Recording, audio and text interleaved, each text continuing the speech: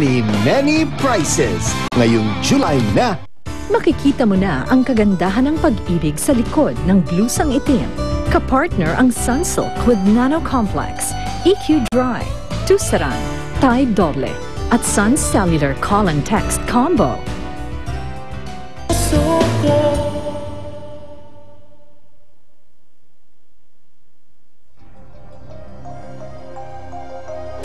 Anong ginagawa mo dito? Bakit ka na dito? Pasensya, Angelo. Dapat wala ako dito. Nalaman ni Melchor na pumunta ako sa party ni Angelo. Sana man lang naging totoo ka sa akin. Sana man lang sinabi mo mas importante yung lakad yun ni Angelo kaysa sa birthday ko. There's been an accident, Jessica. Si Angelo sana ang maaksidente. Pero sumugod si Cleo at iniligtas si Angelo. Kaya siya ang napahamak. Nagawa ko lang naman yun dahil sa pagmamahal ko sa'yo eh.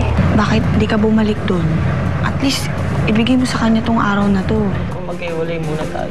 Pwede ko lang akuin lahat ng sakit na nararamdaman niya. Jessa, paano kung si Jessica pala talaga ang mahal ni Angelo sa huli? Si Jessa man o si Jessica yon, iisa lang ang pagkatao nila. Ako pa rin yun. Anong sabi mo? Ikaw at saka si Jessica Madrid iisa?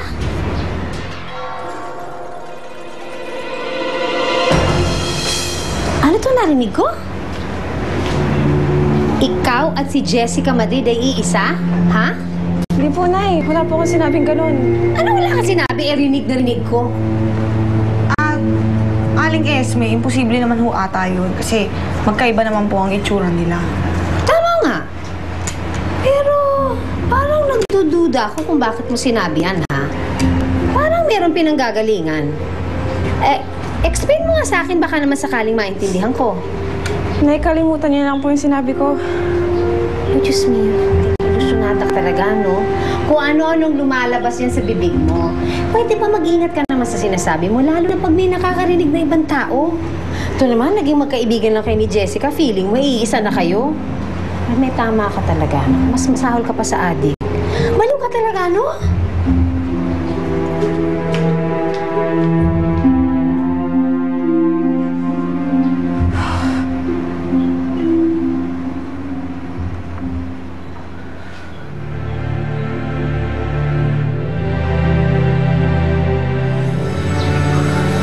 Ikaw naman kasi, bigla-bigla mo naman si Jessa.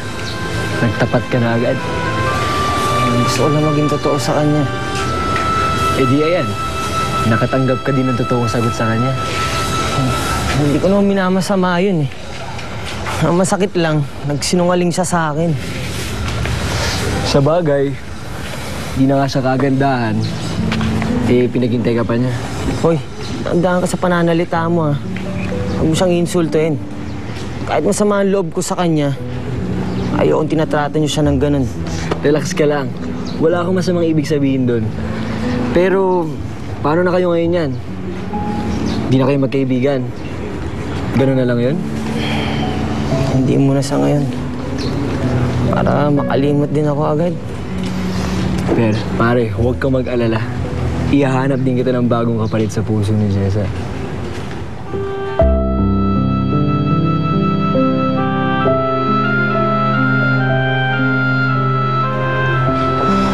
Hindi mo pa rin matitiis si Angelo, no? Pupuntahan mo pa rin siya sa ospital. Chiki, kakausapin ko lang siya. Sabi kasi ni Noel na nagtataka si Angelo kung bakit di ako bumalik sa party. Sige. Papaliwanag lang ako. Kaso, ano nga idadahilan mo na naman? Bahala na. Ang hirap naman. Parating kailangan mong gumawa ng dahilan. Hindi ko alam kung hanggang kailan ko gagawin to eh. Pero nandito na. Hindi ko na kayang iwasan yung mga pangyayari. Lalo't mahal ko na si Angelo. At nakapag-desisyon na ako na siya talagang mamahalin ko. Ano pa nga ba? Siyempre ako, susuportahan lang kita. Mahirap naman pigilan yan tunay na nararamdaman. Sige na nga, akin na yan. Isuot mo na yung blusang itim. Salamat.